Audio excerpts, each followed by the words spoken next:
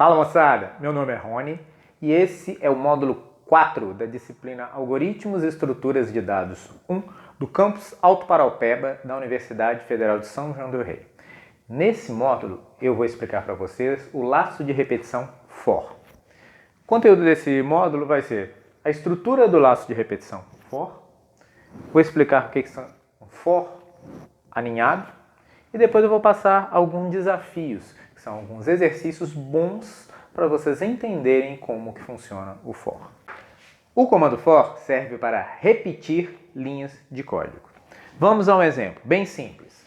A primeira linha recebe o nome do usuário. Aqui eu fiz um comando for. Veja que o comando for vem uma variável na frente, no caso eu coloquei a variável i, in range 5. O que quer dizer isso? O comando for vai ser usado para repetir as linhas de código que estão abaixo dele e que estiverem indentadas de acordo com a configuração que eu coloquei. Nessa configuração, quando eu coloco i in range 5, eu estou falando que o i vai assumir os valores 0, porque sempre inicia 0, enquanto for menor que 5, ou seja, i recebe 0, 1, 2, 3, 4. Para cada um dos valores de i, eu executo essa linha. Ou seja, recebe um nome, o i igual a 0, exibe o nome na tela. I igual a 1, executa de novo essa linha, exibe o nome mais uma vez. E repete isso 5 vezes, ou seja, o nome vai aparecer 5 vezes.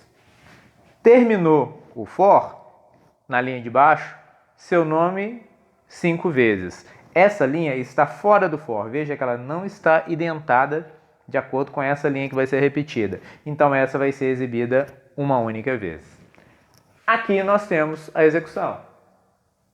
Qual o seu nome? Coloquei o meu nome, Rony, apareceu 1, 2, 3, 4, 5 vezes, porque essa linha foi repetida 5 vezes. Por último, seu nome 5 vezes, apareceu uma única vez.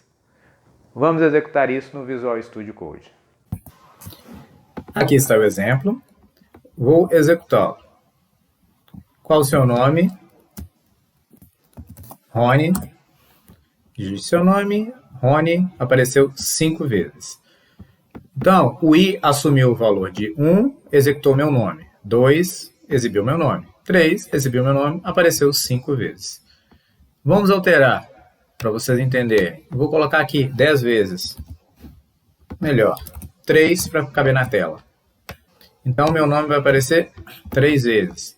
Vou executar mais uma vez. Digite seu nome. Rony.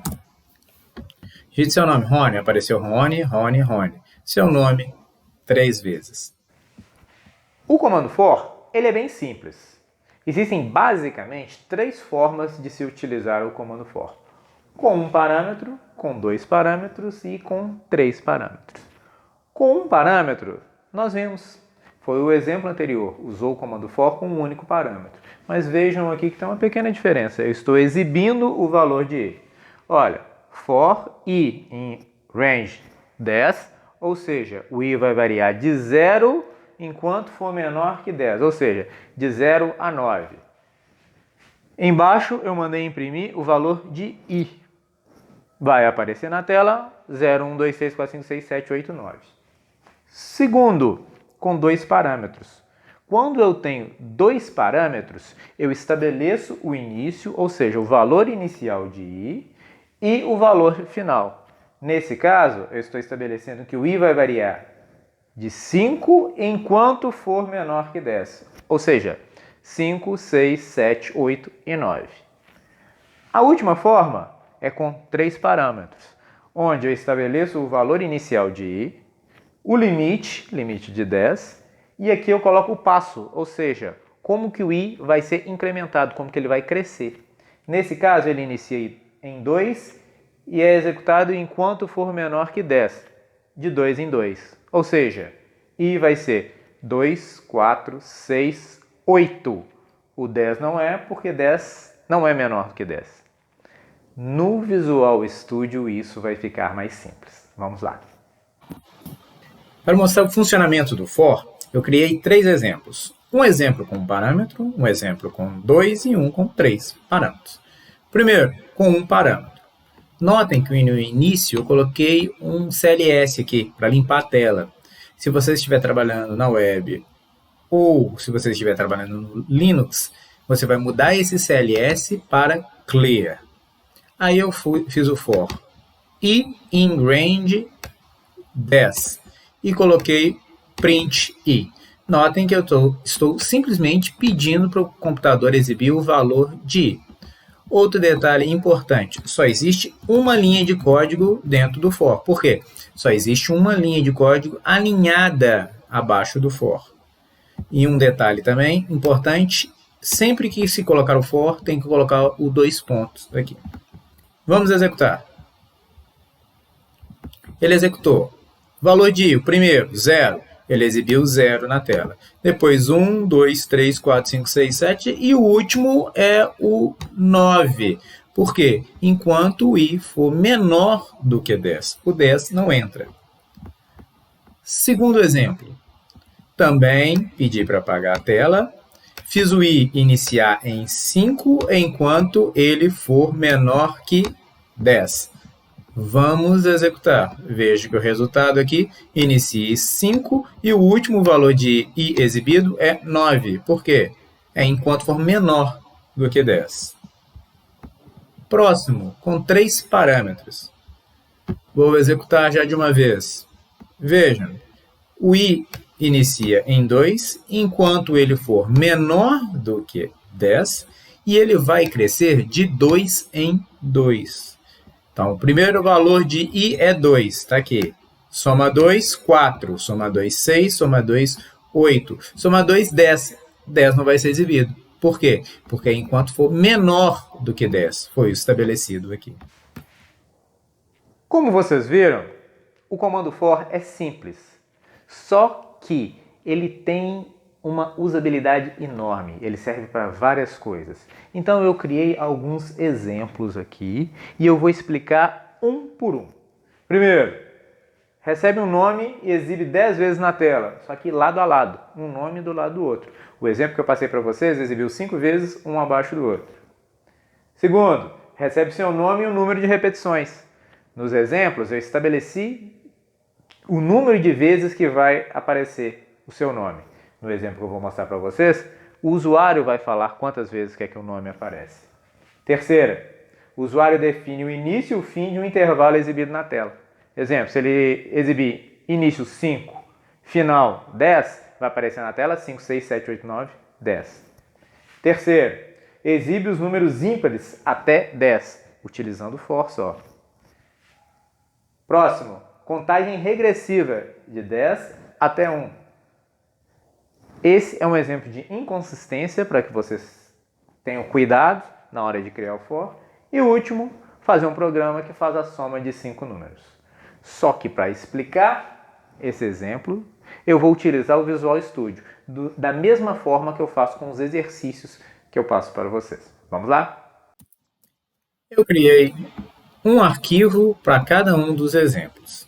No início do arquivo, eu coloquei o enunciado, certo? E inseri um CLS, simplesmente para apagar a tela. Todos os programas estão iniciando com o CLS, para apagar a tela. Vamos ao primeiro. Recebe seu nome e exibe 10 vezes, lado a lado. Notem que eu pedi para exibir lado a lado. Existe um parâmetrozinho no print para fazer isso. Então vamos. Nome, recebe input, e eu peço para o usuário qual o seu nome. Qual seu nome? O usuário digita e eu vou exibi-lo na tela. Só que várias vezes. For i in range.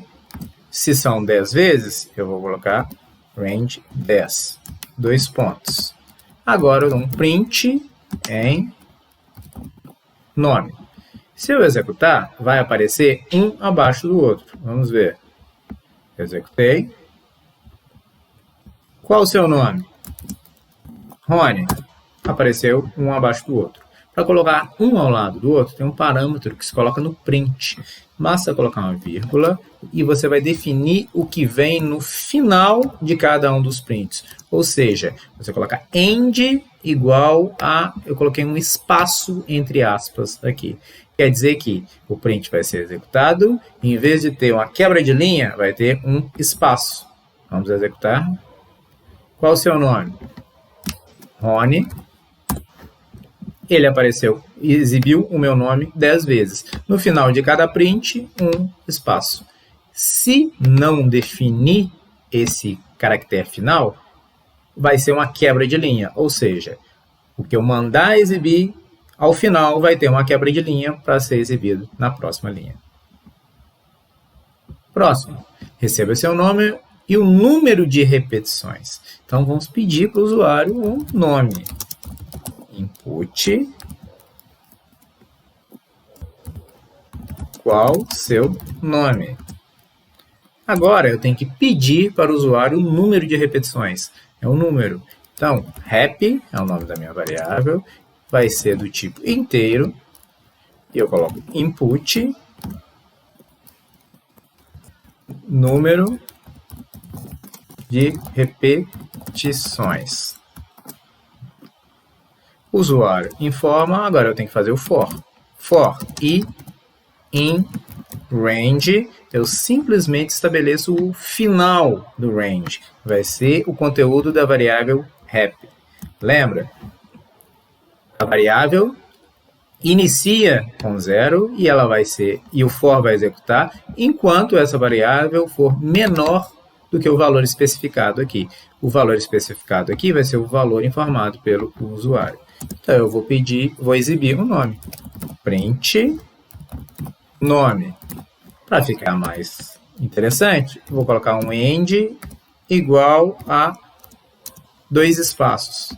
Vai aparecer o nome com 2 espaços entre cada um dos nomes. Vamos executar. Qual o seu nome? Rony. Número de repetições. Quero que apareça 5 vezes. Apareceu Rony com 2 espaços. Entre eles, entre cada nome, 5 vezes. Próximo exemplo. 3. O usuário define o início e o fim do intervalo exibido na tela. Então, vamos pedir para o usuário o início. Início é a minha variável, recebe int, que é o número, input, informe o início. Agora eu vou receber o fim. Int, input, informe o fim. Vou colocar 2 pontos aqui dentro, só para ficar mais estético, melhor. Agora eu tenho que fazer um for. Eu vou utilizar a variável u, por um simples motivo. O programa é meu, eu coloco o nome da variável que eu quiser. Eu quero mostrar para vocês que eu tenho o costume de utilizar i, mas vocês podem colocar uma variável de qualquer nome ali. Eu vou utilizar u, só para fazer uma variação. U, in, range, valor inicial, a variável início, valor final, a variável fim. Entretanto, prestem atenção, ele executa enquanto o u for menor que fim. E eu quero que o fim seja exibido na tela também. Eu sou obrigado a colocar fim mais 1. Se eu não colocar, o fim não é exibido. Vai exibir o último inteiro menor que fim. Agora eu vou exibir o na tela. Print u. E vou colocar um espaço. End igual a um determinado espaço. Vamos executar para vocês verem. Início. Vou colocar 5. Fim. Vou colocar 10. Apareceu 5, 6, 7, 8, 9, 10. Se eu não colocar esse fim mais 1 aqui, vou executar para que vocês vejam. O início 5. O final 10. O 10 não aparece. Por quê? O for executa enquanto o u for menor do que o valor final aqui. Então, obrigatoriamente, para eu exibir o valor final, eu tenho que colocar fim mais 1. Próximo exemplo. Exibe os números ímpares até 10. Eu faço for e in range. Qual o primeiro número ímpar? É 1. 1. Qual que é o intervalo? Começa em 0, ou seja, começa em 1, vai até 10. Então, eu coloco o valor final 10. Só que aqui eu estabeleço um passo. O valor de i vai crescer de 2 em 2. Por quê? Ele vai ser 1, depois ele vai ser 3, 5 e assim sucessivamente. Eu vou mostrar todos os números ímpares até 10. 2 pontos. Coloco print i. End igual a espaço. Vou colocar mais uma linha aqui. Print. E escrever. Esses são os números ímpares menores que 10. Notem que eu coloquei essa linha fora do for, ou seja, a indentação dela não é a indentação dessa linha do print. Isso quer dizer que essa linha do print é executada várias vezes por causa do for, ela é repetida. E essa linha de print abaixo, como ela está fora do for, ela é executada uma única vez. Vamos executar. Olha, 1, 3, 5, 7, 9, esses são os números ímpares menores do que 10. Essa linha de baixo executou uma vez. Essa linha aqui executou várias vezes. Próximo exemplo. Contagem regressiva de 10 a 1. Eu faço um for, normalmente, crio uma variável i, in range. Qual é o valor inicial? Não é regressiva de 10 até 1? Então, eu coloco o valor inicial, 10. Vai executar enquanto o i for maior que 0. Por que maior que 0, não maior que 1? Porque se eu colocar maior que 1, o 1 não conta, ele não vai aparecer. Eu tenho que colocar maior que 0. E qual vai ser o passo? Como é regressivo, decrescente, eu tenho que colocar o passo menos 1. 2 pontos, agora eu dou um print, o valor de end, um pequeno espaço. Vou executar para vocês verem. Faltou end igual, perdão. Executei. 10, 9, 8, 7, 6, 5, 4, 3, 2, 1. O 0 não aparece, por quê? Enquanto for maior do que o 0. Sexto exemplo. É uma inconsistência no for. Eu já deixei ele aqui para eu explicar diretamente para vocês. Veja, eu fiz o i variar de 10 até 100, só que com passo menos 1. Eu falei que o valor inicial de i é 10 e o final é 100, que é um número maior. Só que o passo, eu falei que o i vai diminuir. Então, existe uma inconsistência. Se eu diminuir o valor de i, eu nunca vou chegar a um número maior, que seria 100 aqui no caso. Quando o computador encontra essa consistência, ele não executa essa linha que está dentro do for nenhuma vez. Então, como se o for não existisse. Executei, veja, ele executou aqui e não apareceu nada. Porque esse for aqui foi simplesmente ignorado devido a essa inconsistência nos dados. E o último é interessante. Soma de 5 números. Como que faz para receber um número do usuário? Fácil. Como que você pega esse número e soma com outro número? Muito simples. Só que essas linhas eu tenho que repetir várias vezes. Então, vejam o meu raciocínio. Primeiro eu crio uma variável soma. E essa variável soma vai receber um valor inicial, 0. Agora, eu posso pedir para o usuário digitar um número. Input. N recebe int, input, digite um número. E eu somo esse número à variável soma. Soma recebe soma mais o número n que o usuário digitou. Ao final, eu imprimo soma. A soma é vírgula, soma.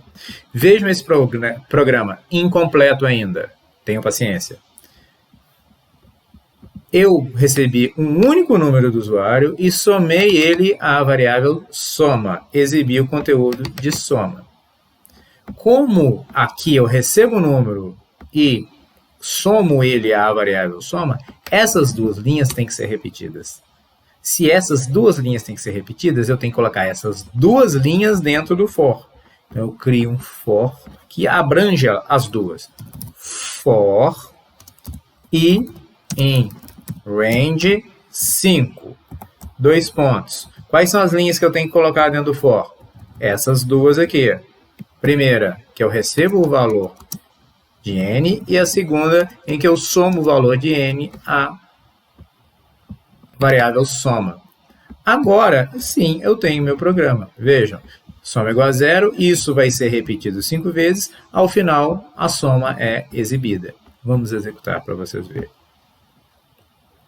Digite um número, 1. Digite um número, 2, 3, 4. Último número que eu vou digitar, 5. A soma é 15. Notem que esse print foi executado uma única vez, porque ele está fora do for. Notem que esse input e a soma foram executados 5 vezes, porque estão dentro deste for, e esse for estabelece 5 repetições. Agora eu vou falar para vocês sobre for aninhado. For aninhado é um for dentro do outro. Vejam, eu fiz um for com o i, que varia de 1 até 10. Lembrem-se, enquanto for menor que 11. Aqui eu fiz um for com o u, que varia de 1 até 10 também. Como que funciona o for? O i assume o valor de 1. O u assume o valor de 1. Executa essa linha. Depois o u assume o valor de 2. O i continua 1 e o u assume o valor de 2. Executa essa linha. Próxima, o recebe o valor de 3, 4, 5, 6, 7, 8, 9, 10. Depois que o u assumiu todos os valores de 1 até 10, volta a execução para o i passa a ser 2. O u novamente assume todos os valores de 1 até 10. E assim sucessivamente. Ou seja, para i igual a 1, u varia de 1 até 10. Para i igual a 2, u varia de 1 até 10. Para i igual a 3, o u varia de 1 até 10. Aqui no Visual Studio vai ficar mais simples. Vamos executar. Imprimiu muita coisa, vamos analisar o que foi impresso. Olha, a partir do início. O i recebe 1, o u recebe 1. Imprime na tela. 1, asterisco, 1, ou seja, 1 vezes 1 é igual a 1 vezes 1. Olha, 1 vezes 1 é igual a 1. O u recebeu o valor 2. Aí imprime de novo, ou seja, executa esse comando de novo. Então, o i é 1 vezes 2 é igual a 2. Próxima, o u é igual a 3. 1 vezes 3 é igual a 3. 1 vezes 4, 5, 6, 7, 8, 9, 10. Nessa linha, eu executei o u, que variou de 1 até 10. Então, esse for aqui termina, vai para o for inicial e recebe 2. U recebe 1. Imprime, próxima linha, 2 vezes 1 é igual a 2. U recebe 2, 2 vezes 2. U recebe 3, 2 vezes 3, e assim sucessivamente. E chegou o fim do módulo 4. Eu peço que vocês pratiquem esses exemplos que eu passei para vocês. O for é um comando simples, a explicação dele é simples, vocês viram isso, só que a utilidade dele é enorme. Futuros programadores, vocês vão precisar muito desse laço de repetição. E eu gostaria que vocês entendessem bem ele. Mas, no meu ponto de vista, só existe uma forma de entender, é praticando. Então, façam os exercícios. Depois desse vídeo, vai ter o vídeo com os exercícios que normalmente eu coloco no final de cada módulo.